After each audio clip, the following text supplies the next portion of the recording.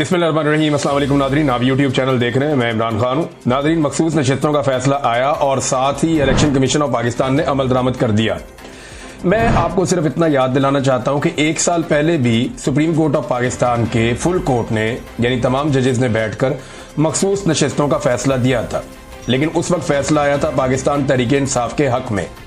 काजी फायद ईसा chief justice थे, पूरा जोर लगाने के बावजूद वो ये फैसला पाकिस्तान तहरीक इंसाफ के खिलाफ करवाने में नाकाम रहे और ये फैसला पाकिस्तान तहरीक इंसाफ के हक में आ गया। एस्टेब्लिशमेंट ने बड़ा जोर लगाया लेकिन इसके बावजूद आ गया और फिर कुछ डाउट्स है, उन्होंने आकर टीवी चैनल पे बताया कि इलेक्शन कमीशन ऑफ पाकिस्तान इस फैसले पर अमल दरामद नहीं करेगा। उसकी वजह यह है कि एस्टेब्लिशमेंट नहीं चाहती कि इस फैसले पर अमल दरामद हो, क्योंकि मिलिट्री एस्टेब्लिशमेंट का फैसला था, लिहाजा अदालती फैसले पर अमल दरामद नहीं हुआ। एक साल गुजर गया और दोबारा से आईनी बेंच बनाया गया, पूरी अदलिया का स्ट्रक्चर बदल दिया गया उसके बाद, और यह फैसला किया गया कि हम अपनी अदलिया लेकर आएंगे और फिर अपनी मर्जी के बेंच बनाए गए। आईनी बेंच जो है उनको तश्कील दिया गया और बहुत सारी चीजें अपने कंट्रोल में की गई। उसके बाद दोबारा से मखसूस नशिस्तों का केस लगा और फैसला फिर एस्टेब्लिशमेंट के हक में आ गया। वो फैसला जिसके ऊपर इलेक्शन कमीशन ने एक साल तक अमल दरामद नहीं किया, उस फैसले पे जैसे ही अदालत ने अनाउंस किया, इलेक्शन कमीशन ऑफ पाकिस्तान ने फौरी तौर पर फैसले पर अमल दरामद कर दिया और जैसे ही मर्जी का फैसला है, जैसे रेडियां नहीं बांटते, जैसे माले गनीमत बांटा जाता है, बिल्कुल वैसे इन्होंने फटाफट फैसले के ऊपर अमल दरामद कर दिया। हालांकि अभी दो जजेस के दस्तखत भी नहीं है। पाकिस्तान तहरीक इंसाफ ने कहा जी हमें जो फैसले की कॉपी दी जाए, तो कॉपी नहीं दी गई थी कि अभी दो जजेस हैं, उनके दस्तखत भी नहीं है और अभी तो तफसीली फैसला भी नहीं आया और फिर भी इलेक्शन कमीशन ऑफ पाकिस्तान ने यहां पर फैसले पर अमल दरामद कर दिया है। सिकंदर सुल्तान राजा ने एक बात साबित की है, कि अगर आप ढीठ हो जाएं और आप ये तय कर लें कि आपने दो नंबरी करनी है और एस्टेब्लिशमेंट की चाकरी करनी है और आप किसी इंसाफ को, किसी कानून को, किसी आइन को ना माने, तो आप किस तरह की एक किरदार के हामिल होते हैं वो उन्होंने दिखा दिया, प्रैक्टिकली करके दिखा दिया।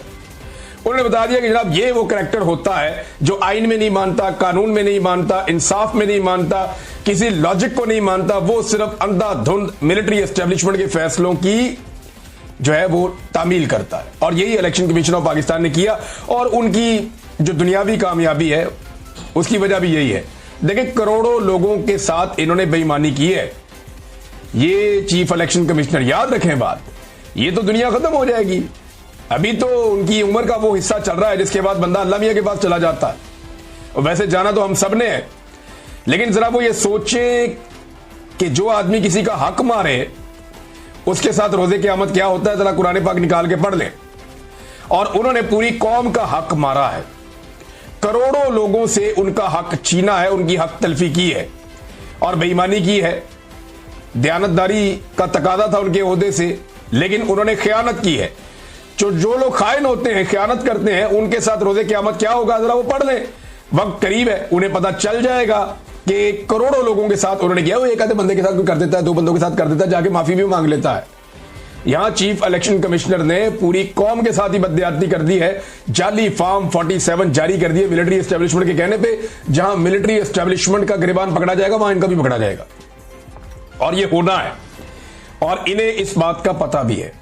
ये सब जानते हैं, कोई बेवकूफ नहीं है, बस सिर्फ इनकी आंखों पे पर्दा पड़ा हुआ है।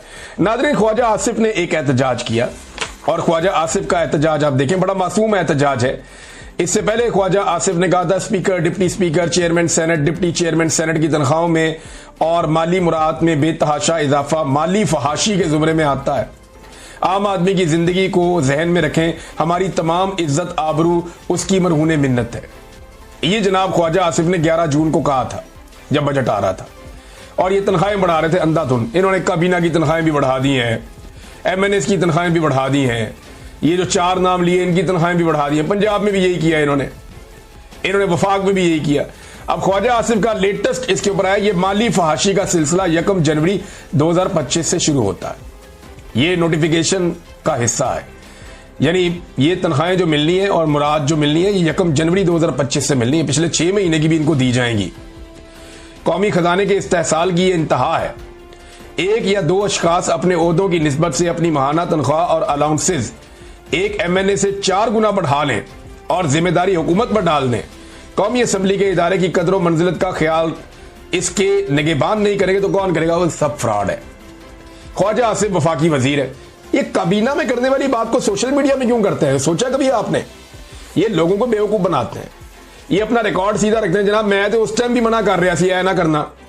ये ख्वाजा आसिफ जो रिमके ये ट्वीट्स वगैरह करते रहते हैं ना, या स्टेटमेंट देते रहते हैं, ये इसलिए देते रहते हैं कि कल को इन्होंने जनरल आसिम मुनीर को भी बुरा भला कहना है। जैसे आजकल जनरल बाजवा को गालियां देते हैं, जनरल बाजवा के ऊपर सारे इल्जाम लगाते हैं कि जनरल बाजवा ने इतनी घटिया सियासत की कि हमने सारी जिंदगी कभी सोची भी नहीं। कल जनरल आसिम मुनीर के बारे में इन्होंने यही कहना है। और उस वक्त इन्होंने ये ट्वीट निकाल के देखे जब आसिम मुनीर था ना, तब भी हम ये बात कर रहे थे। ये बारीक वारदात डाल रहे ख्वाजा आसिफ। हालांकि ख्वाजा आसिफ को इस वक्त अपनी औकात का पता है, उनको आइडिया है।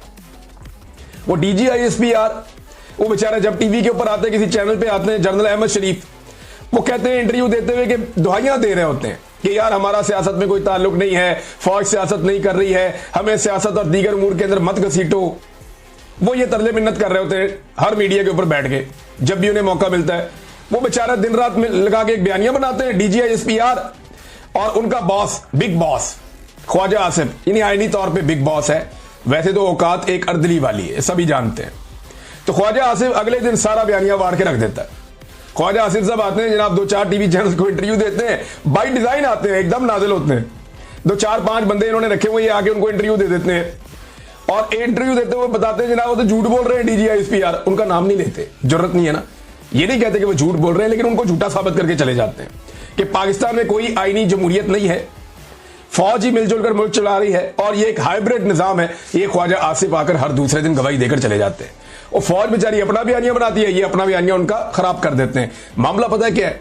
ये कल कला को अपने लिए मार्जिन रख रहे हैं कि जब नवाज शरीफ को दोबारा इनकलाबी होने का दौरा पड़ेगा तो उस वक्त क्या किया जाएगा, उस वक्त किस तरीके से खेल खेला जाएगा।